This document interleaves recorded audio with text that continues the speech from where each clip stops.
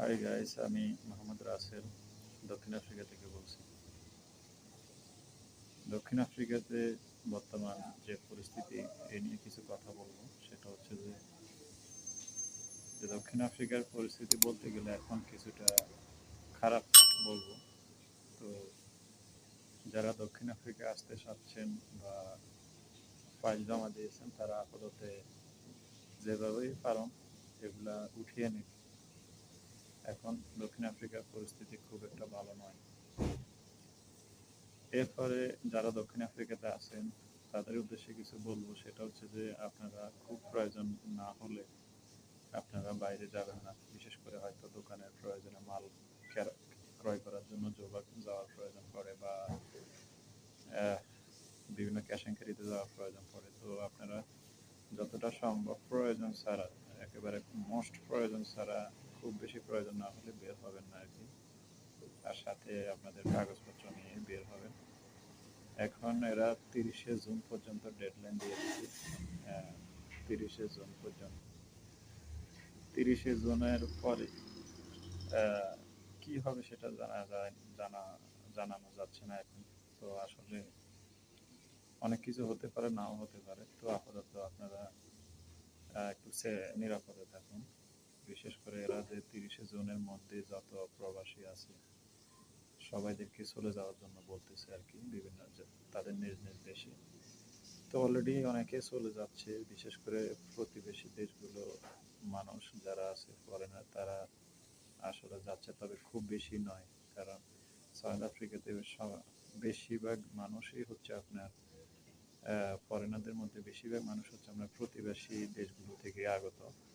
এর মধ্যে Zimbabwe, Mozambique, মালাও, নাইজেরিয়া, এই সমস্ত দেশগুলো থেকে, নামিবিয়া, এই সমস্ত দেশগুলো থেকে আসছে আর কি। তো এরা অলরেডি চলে যাচ্ছে। তো ওরা ক্ষিপ্ত, আসলে ওদের উপরে ক্ষিপ্ত বেশি। এশিয়ান লোকদের উপর অতটা ক্ষিপ্ত এখনো। ওরা আসলে ক্ষিপ্ত ওই সমস্ত মানুষদের উপরে। তো ওরা দেশের অর্থনীতিতে, সাউথ আফ্রিকার অর্থনীতিতে ওদের খুব একটা অবদান নাই, আছে তবে খুব একটা অবদান নাই যতটা অবদান অন্যান্য বাইরের মানুষগুলো, বিশেষ করে এশিয়ান মানুষগুলো বা ইউরোপিয়ান মানুষগুলোর যতটা অবদান রাখে। তো এখন এদেশে আপনার ফরেনার, অবৈধ ফরেনারের সংখ্যা প্রায় 90%-ই ধরেন আপনার অবৈধ। ওদের কোনো কাগজপত্র নাই, নামমাত্র কাগজপত্র দিয়ে থাকে। তো এই জন্য ওরা অবৈধ ফরেনার উচ্ছেদ করতে চায়, সময় দিচ্ছে 30শে জুন এর মধ্যে চলে যেতে বলছে। তো এটা সম্ভব না, কারণ ওদের ব্যাকআপ নেই যে একটা লোক এখান থেকে চলে গেলে ও দেশের লোকগুলো যে এখানে আসবে বা ওই শূন্যস্থানটা পূরণ করবে, ওই ধরনের কোয়ালিফাই ওরা এখনো হয়নি। ব্যাকআপ নেই, তো আদৌ এরা এটা করবে না, বা হয়তো সময়সীমা দিচ্ছে। এটা হতে পারে উস্কানিমূলক। কিছু গোষ্ঠী আছে দেশে যে উস্কানি দেয় তাদের ভোট ব্যাংক ভারী করার জন্য, নিজেদের সমর্থন, মানে স্থানীয় জনগণের সমর্থন পাওয়ার জন্য, বা বিভিন্ন কারণে যেভাবেই হোক এই ফরেনার হচ্ছে হট টপিক। এরা এটাকে উস্কে দেয়। তো এটাও আশা করি এরকমই কিছু হবে। আহামরি কিছু হবে না আশা করি, তবে তারপরও আমরা সাবধান থাকব। বিশেষ করে আমাদের বাঙালি, গতকাল দেখলাম যে 4 জন বাঙালি গাড়ি ছিনতাই করতেছে এবং ধরাও খাইছে। গাড়ি ছিনতাই করতে গিয়ে ধরা খাইছে। তো আমরা যারা বাঙালি তারা এই সমস্ত কাজ থেকে দূরত থাকাটাই ভালো হবে, যেহেতু সময় এখন খুব খারাপ যাচ্ছে। তো একটু সাবধান থাকা ভালো, এই ধরনের কাজকর্ম করা থেকে বিরত থাকা উচিত। আপনি নিজে 4 জন বাঙালি, কিন্তু বদনামটা পুরো বাঙালি জনগোষ্ঠীর উপরেই পড়বে, বাংলাদেশের উপরেই পড়বে। তো এই হলো কথা। তো আপনারা যেভাবেই পারেন একটু সাবধান থাকুন। ওরা আসলে ক্ষিপ্ত বেশি। এদের স্থানীয় কিছু লোক আছে যারা এদেশে কিছু নাইজেরিয়ান আছে যারা ওপেন ড্রাগস বিক্রি করে, ওপেন, এবং পুলিশ এটার সাথে জড়িত। ওপেন ড্রাগস বিক্রি করে এবং এই ড্রাগস বাচ্চাদের হাতে পর্যন্ত পৌঁছায়, বাচ্চারা পর্যন্ত ড্রাগস নেই। তো এই যুব সমাজকে তারা ধ্বংস করে দিতেছে, নাইজেরিয়ার লোক বা জিম্বাবুয়ের লোক। তো এজন্য এরা খুবই ক্ষিপ্ত। এই এদের প্রতিবেশী দেশ থেকে যারা আসে তারা তো আসলে খুব খারাপ। এরা যে সাউথ আফ্রিকাতে যত ক্রাইম হয় তার 80% ক্রাইম এরাই করে। এছাড়া স্বল্প টাকা দিয়ে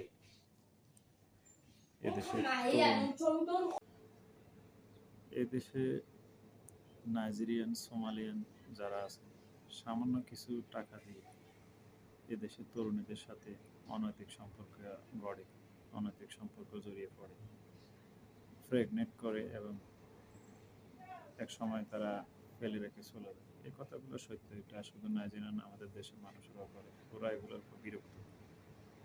এগুলা ঠিক। এদেশে জুলু কিং যে যে নেতৃত্ব দিচ্ছে এই আন্দোলনে, তার মূল কথা, অনেকগুলো কথার মধ্যে এটাও কথা যে হ্যাঁ এগুলা করে, এটা রাইট। এছাড়া জুলু কিং আরও বলছে যে যে দেশে বাচ্চাদের হাতে ড্রাগস পৌঁছে দিচ্ছে, এটাও ঠিক, এটাও রাইট। তবে এদেশে এদেশের মানুষের মূল যে কথা সেটা হচ্ছে যে ফরেনাররা তাদের চাকরি নিয়ে নিচ্ছে, এই কথা রাইট নয়, সঠিক নয়। এদেশে ফরেনার যারা তারা কখনোই তাদের চাকরি কেড়ে নেয় না, বরং এদেশে ফরেনার বিশেষ করে এশিয়ান যারা তারা জব ক্রিয়েটর, তারা চাকরি সৃষ্টি করে। এখন এই ধরনের চাকরিগুলো করে মালাউ, মোজাম্বিক, জিম্বাবুয়ে, এদেশের নাগরিক যারা তারা এই সমস্ত চাকরিগুলো করে। আমাদের বাঙালি, পাকিস্তানি, ইন্ডিয়ান যারা দোকান ব্যবসা পরিচালনা করে তারা ব্যবসায়ী করে, ওরা চাকরি করে না।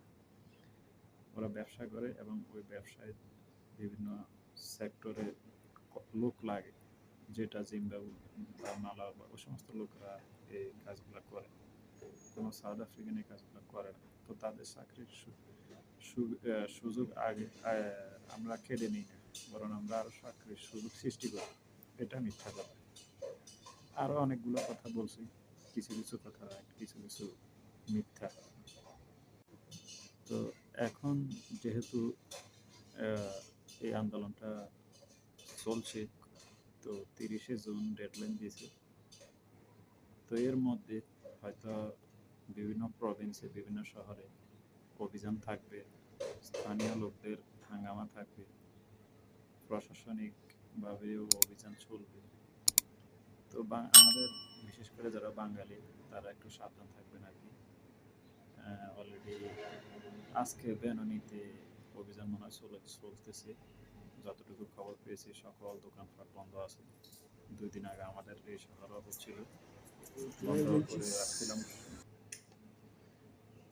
বিভিন্ন শহরে হতে পারে, ডারবানে খুব বেশি হচ্ছে যেহেতু জুলু কিং যে ডারবানের, তো ওখানকার আশেপাশে যে প্রভিন্সগুলো আছে ওখানে আন্দোলন জোরদার হচ্ছে। বিভিন্ন সময় বিভিন্ন দোকানপাট লুট হচ্ছে, সুযোগ ফেলে এরা দোকানপাট লুট করে নিয়ে যাবে।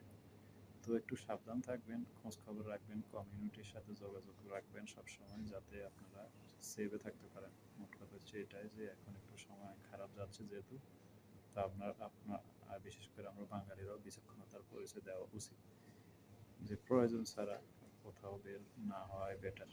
তো সবাই ভালো থাকুন। কি হয় সময় বলে দেবে, তবে খুব একটা ভালো কিছু হবে এরকমও নয়, কিছুটা তো খারাপই হবে। তো দেখতে থাকুন, সবাই নিরাপদে থাকুন। আল্লাহ হাফেজ।